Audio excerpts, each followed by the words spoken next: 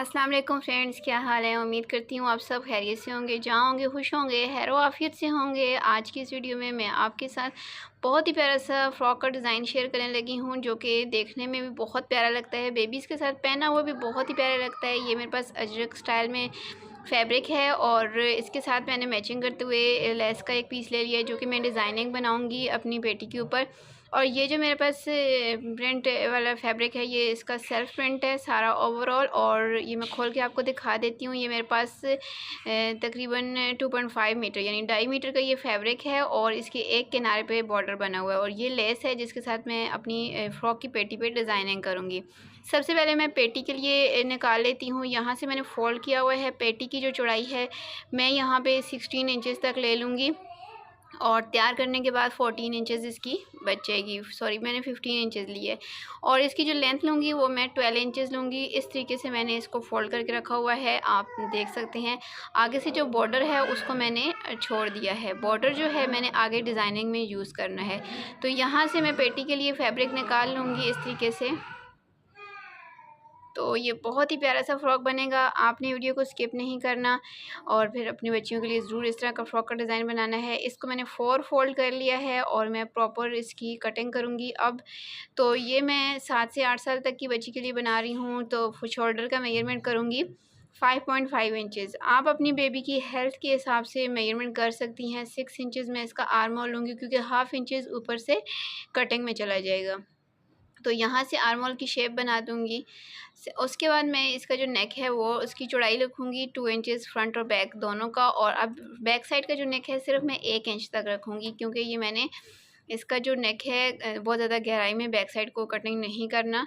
अब मैं arm hole की और नेक की कटिंग करने के साथ-साथ इसके शोल्डर की कटिंग भी कर लूँगी हल्की-सी हाफ़ इंच तक, और नीचे से भी इसको मैं हाफ़ इंच तक इस तरीके से इसकी कटिंग करूँगी, जिससे कि इसकी शेप बहुत अच्छी आती है। और फिटिंग वाली साइड से भी थोड़ा-सा इसको तिरछा कटिंग कर लूँगी। अब फ्रंट और बैक साइड को अलग करके मैं फ्रंट साइड की मज़ीद कटिंग करूँगी। फ्रंट साइड का जो नेक है उसको थोड़ा-सा 1.5 इंचज़ तक मैंने मज़ीद डीप किया है और इसके जो आर्म होल हैं उनको भी यहाँ से डीप कर लूँगी। इससे फिटिंग बहुत अच्छी आती है। और नेक को भी मैं यहाँ से कट कर लूँगी। इसके बाद जी पेटी की कटिंग कंप्लीट हो गई है। अब जो घेरा मैंने लेना है नीचे से, मैंने 20 इंचज़ तक तैयार चाहिए मुझे, तो मैं 21 इंचज़ तक ले लूँगी, क्योंकि 1 इंच कटिंग में सिलाई में चला जाएगा यहाँ पे। और यहाँ से इसको मैं इस तरीके से कट कर लूँगी। ये सीधी साइड होती है, इस तरीके से हम इसको खींच के अलग कर सकते हैं। अब जो है इसकी मैं चौड़ाई रखूँगी 30 इंचज़ तक, क्योंकि 15 इंचज़ मैंने पेटी की चौड़ाई रखी थी, तो उसका डबल रखते हुए 30 इंचज़ तक मैंने यहाँ से फ्रंट और बैक साइड के पीसेस निकाल लिए हैं। ये मेरे पास 2 पीसेस हैं फ्रंट और बैक साइड के। तो यहाँ सेंटर में से मैं फ्रंट और बैक को पहले अलग-अलग कर लूँगी। फ्रंट बैक को अलग करने के बाद बैक साइड को साइड पे रखूँगी और जो फ्रंट साइड है उसको मैं एक दफ़ा फिर से फ़ोल्ड कर लूँगी यहाँ पे। और फ़ोल्ड करने के बाद सेंटर में से इसको कट कर लूँगी, 2 हिस्सों में डिवाइड कर लूँगी यहाँ से। इसको कट करने के बाद हमारी जो घेरे की कटिंग है ये भी कंप्लीट हो गई है। इसके बाद जो बाकी का बचा मेरा बॉर्डर है उसको मैं सीधा-सीधा निकाल लूँगी। ये मैंने फ्रंट साइड पे बटन पट्टी बनानी है। स्लीव्स के लिए चौड़ाई 12 इंचज़ और लेंथ जो है 16 से 17 इंच तक मैंने ली है। और नॉर्मल सिर्फ इसके जो आर्म होल हैं उनकी मैं कटिंग करूँगी 2.5 इंचज़ तक नीचे से निशान लगाते हुए यहाँ से इसकी शेप बनाऊँगी। और शेप बनाने के बाद यहाँ से मैं इसकी कटिंग कर लूँगी। आप चाहें स्लीव्स, अगर आपके पास फैब्रिक ज़्यादा हो तो यहाँ पे आप इसकी पफ स्लीव्स भी बना सकती हैं। इस फ्रॉक के साथ पफ स्लीव भी बहुत अच्छी लगती हैं। बॉटम वाली साइड से 2.5 इंचज़ पे एक निशान लगाऊंगी और यहाँ से कट लगा लूँगी, जो कि दोनों स्लीव्स पे चला जाएगा। कट लगाने के बाद अब मैं फ्रंट और बैक साइड एक दोनों स्लीव्स को आपस में से अलग कर लूँगी। यहाँ पे जो मैंने कट का निशान लगाया है यहाँ पे लाइन लगाते हुए मैं यहाँ पे इलास्टिक डाल लूँगी। अब मैंने सिलाई में सबसे पहले पेटी की डिज़ाइनिंग करनी है, तो ऊपर से मैं सेंटर मार्क कर लेती हूँ शोल्डर के ऊपर से। बिल्कुल सेंटर में निशान लगा लूँगी और सेंटर में लगाने के बाद अब नीचे से ऊपर की तरफ हाफ़ इंच सिलाई के लिए और 1 इंच जो है मैंने यहाँ पे एक बेल्ट भी लगानी है, उसको छोड़ के ऊपर 2.5 इंचज़ पे एक निशान लगाऊंगी और यहाँ से इसकी राउंड शेप बना लूँगी। नीचे से तकरीबन मैंने 2 इंचेस तक छोड़ा है, सॉरी 2.5 इंचेस तक। आपने नीचे अगर कोई डिज़ाइनिंग जो मैं बना रही हूँ, अगर यही डिज़ाइनिंग बनानी हो तो इतना आपने नीचे से गैप छोड़ना है। और जिस हिसाब से मैंने इसकी लाइन ड्रॉ की है उस हिसाब से मैं कटिंग कर लूँगी। अगर आपको लाइन की समझ नहीं आ रही तो कटिंग को गौर से देखें, आपको समझ आ जाएगी।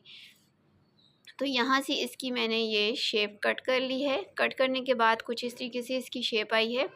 और अब ये जो नीचे वाला हिस्सा है इसको मैंने खोल के रखना है और इसकी सीधी साइड को मैंने ऊपर रखना है। और जो लेस मैंने आपको दिखाई थी शुरू में उसके साथ इसको मैं लगाऊंगी लेस को यहाँ पे थोड़ा सा 1/2 इंच अंदर की तरफ करते हुए लेस को लगाऊंगी। और यहाँ से क्योंकि ये राउंड शेप है तो यहाँ पे लेस को बिल्कुल भी ढीला नहीं छोड़ना, थोड़ा सा हो सके तो थोड़ा सा खींच के ही लगाना है, क्योंकि सीधी होने के बाद ये ऊपर वाली साइड पे जाएगी और ऊपर वाली साइड तंग होगी।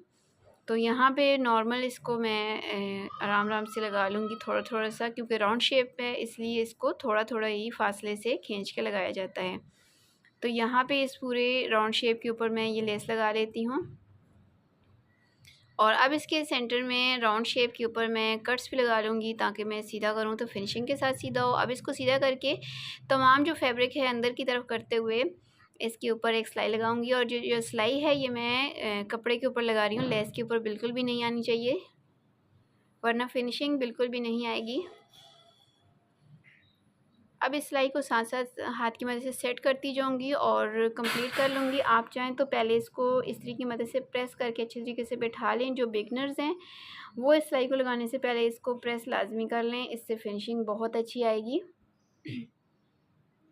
और ये सिलाई कंप्लीट करने के बाद मैं एक दफ़ा फिर से इसको जो है फ़ोल्ड करके रख लूँगी इस तरीके से बिल्कुल बराबर हर चीज़ आर्मर वगैरह। और सेंटर में से इसको मैं कट कर लूँगी, 2 हिस्सों में डिवाइड कर लूँगी। 2 हिस्सों में करने के बाद जो इसका अंदर वाला पैनल है उसको भी मैं 2 हिस्सों में सेंटर में से कट करके 2 हिस्सों में डिवाइड कर लूँगी।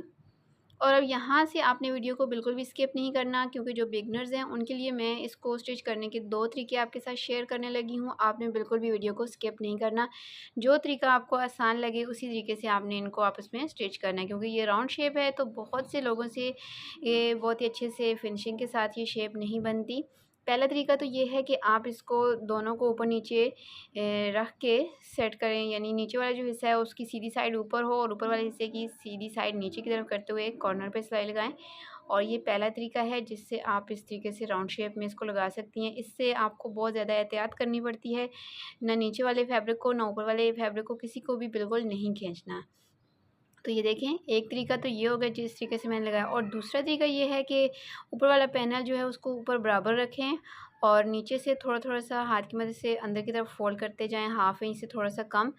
आप चाहें तो इस तरीके में जब आप लगाएं तो इसको इस्त्री की मदद से थोड़ा थोड़ा जितना आपने अंदर दबाना है उतना इसको बिठा लें और फिर लगा लें। तो ये वाला जो तरीका है ये ज़्यादा आसान है बिगनर्स के लिए स्पेशली। इसमें बिल्कुल भी सफाई आती है बहुत ज़्यादा, बिल्कुल चुनट्स वगैरह नहीं आती हैं। तो आपको जो तरीका आसान लगे आप उसी तरीके को फॉलो किया करें। मेरा मकसद था आपको दोनों तरीके बताने। अब आपको जो भी बेहतर लगे, ये देखें दोनों तरीक़ों से मैंने लगा लिया और बहुत ही फिनिशिंग के साथ हमारे ये डिज़ाइन बन के कम्प्लीट हो चला है। तो अब इन दोनों के नीचे फ्रंट साइड का जो घेरा है उसके भी मैंने 2 पीस किए हुए हैं। दोनों के नीचे दोनों पीसेस को लगाऊंगी। तो लगाने किस तरीके से हैं, सबसे पहले आपने शुरू से 1.5 इंच तक सिर्फ सीधी सिलाई लगानी है। 1.5 इंच के बाद हमने इसके अंदर चुनट्स बनानी है।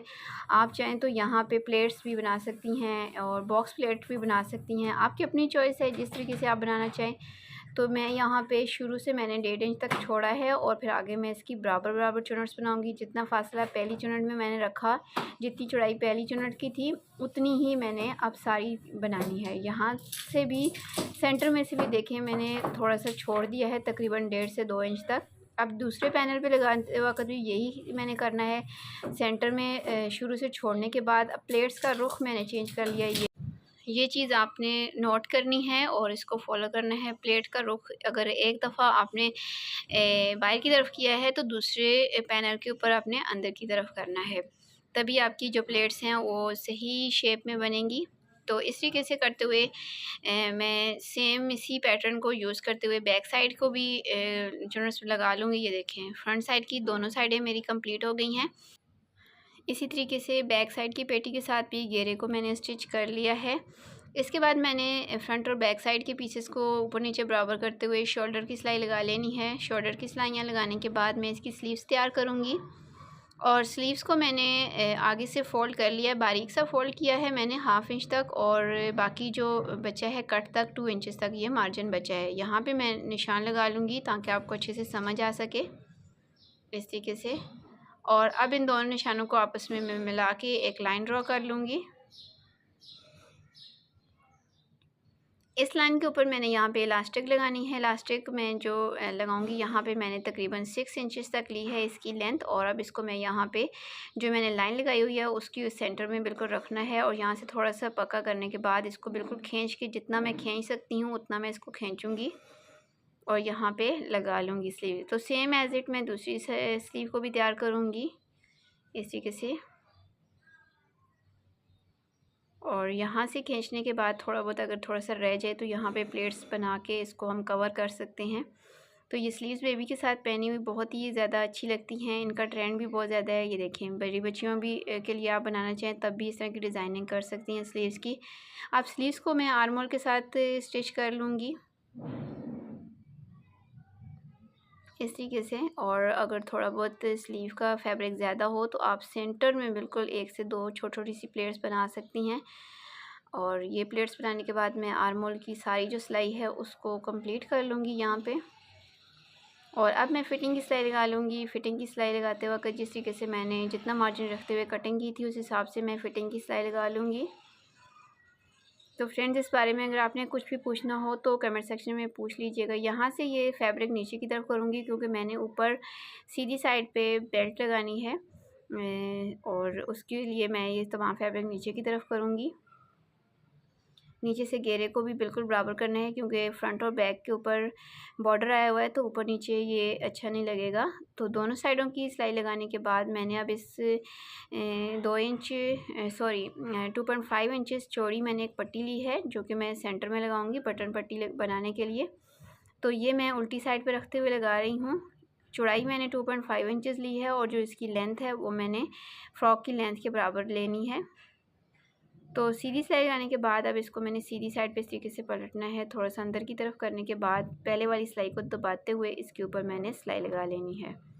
तो ये मैं सीधी साइड पे पलट रही हूँ, इसलिए जो पहले सिलाई लगाई थी उसी सिलाई को दबाते हुए जब मैं इसको लगाऊंगी सिलाई, तो ये बहुत ही ज़्यादा फिनिशिंग के साथ और बिल्कुल बराबर इसकी ये पट्टी तैयार होगी।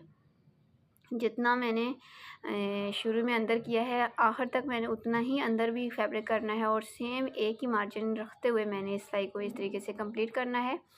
तो ये मेरी बटन पट्टी तैयार हो गई है। अब दूसरी साइड पे मैंने पट्टी तैयार लगानी है, तो वो जो मैंने बॉर्डर निकाला था उस बॉर्डर को मैंने ऊपर वाली साइड पे लगाना है, यानी एक तो बटन पट्टी और दूसरी काज पट्टी। तो ये काज पट्टी है जो ऊपर वाली साइड पे शो आउट होगी।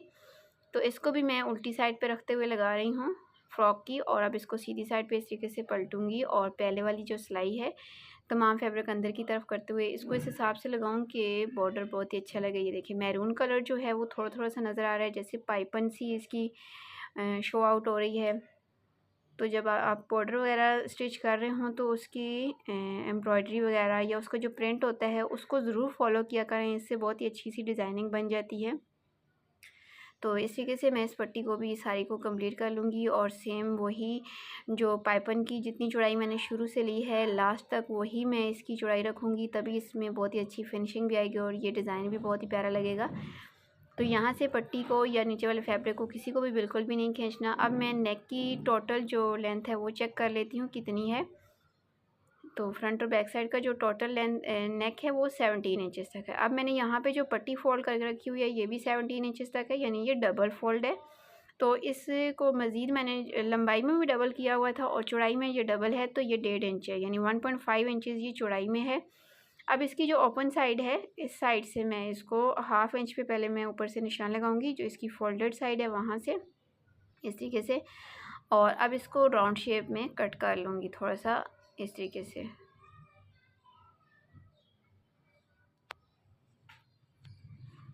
राउंड शेप में कट करने के बाद अब मैंने इसके अंदर प्लेट्स बनानी हैं छोटी छोटी सी, बहुत ज़्यादा चौड़ाई में नहीं, बहुत ही बारीक बारीक सी इसके अंदर मैंने प्लेट्स बनानी है इस तरीके से। तो इस तरह की नेक भी बहुत ही अच्छी लगती है बेबीज़ के साथ पहनी हुई, और इसका बहुत ही ज़्यादा ट्रेंड भी है, तो इसलिए मैं इसके साथ यही वाली नेक बनाऊंगी। ये बहुत ही प्यारी लगती है फ्रिल वाली। और अब इस तैयार जो फ्रिल है इसकी मैं लेंथ चेक कर लेती हूँ। ये देखिए 17 इंचेस तक आ गई है।